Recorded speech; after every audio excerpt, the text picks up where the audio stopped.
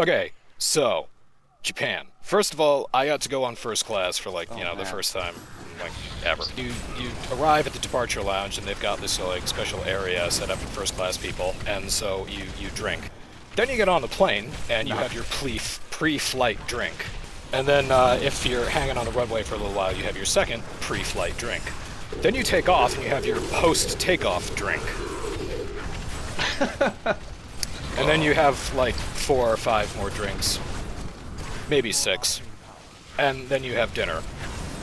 And then you have your post-dinner drink. So by the time I got to Japan, I was thoroughly shit-faced.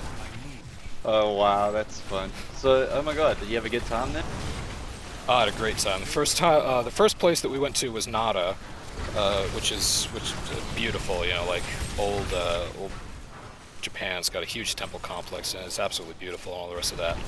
And that's where I was introduced to Japanese toilets. I'm not sure if that toilet was trying to assault me, or if it was trying to give me the best rim job ever. But every single toilet in Japan... what do they have, like a bidet? Oh yeah, they got the bidet on it, they got a little jet of water that just, squirts up your ass. It's kind of terrific.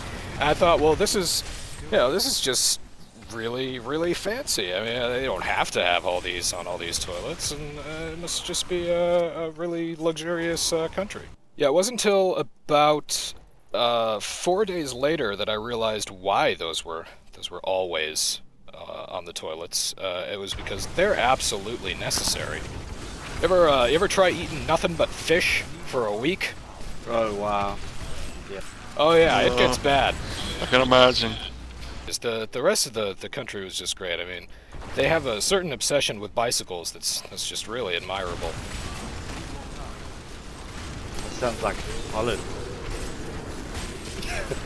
It's exactly like Holland, but there are infinitely more Asians. Train system in Japan? Awesome.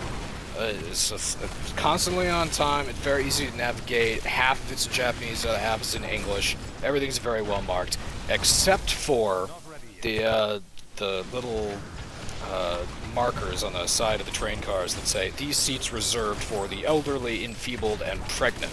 So, guess what I did one day? Walked onto a train, sitting down there, thinking everything's good. Oh wow, these are the only seats on the train that haven't been taken. They must be reserved for Americans. No, I just ended up feeling like an asshole. They're probably just like, another American. Exactly. I'm pretty sure they tolerate us because they know that we're dumb. Because you have a more powerful military than they do. You ever see the Simpsons episode where the Simpsons go to Japan? They have dinner at this steakhouse that's set up to be like an American steakhouse, and Homer asks the waiter a question, and the waiter's just like, "Don't ask me, I don't know anything. I am product of American education system." Another thing in Japan, the steak is just like really, really ridiculously expensive. They've got Kobe beef and all the rest of that. It's supposed to be the best beef in Japan. They love to use it for shabu shabu and stuff, but yeah, you want like a T-bone or something like that, probably gonna dish out about $400, $500. It's stupid expensive. The French restaurant that was by the hotel that we were in Kyoto had 500 grams of steak for $360. Oh my god. So that is a pretty big steak. 500 grams, yeah, that is pretty large. Tonight I had probably about 700 grams barbecued, and I think it was like $10 at the supermarket. Speaking of crazy accents, Linus, I met an insane Scotsman in a bar in Tokyo. On my, let's see, 4th or 5th day in Japan. And he let me on to a little bar on the Ginza that was Bavarian style.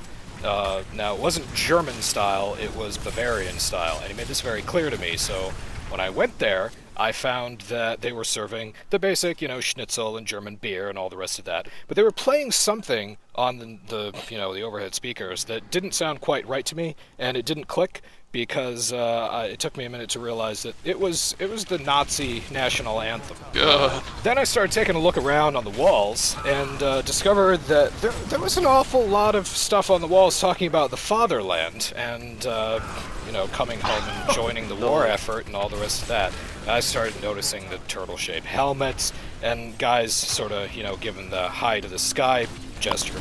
Holy shit! So you were in a Turns out- Nazi That's bar? crazy. It was an authentic Nazi-themed bar that served really good sausage. I'm sure they did.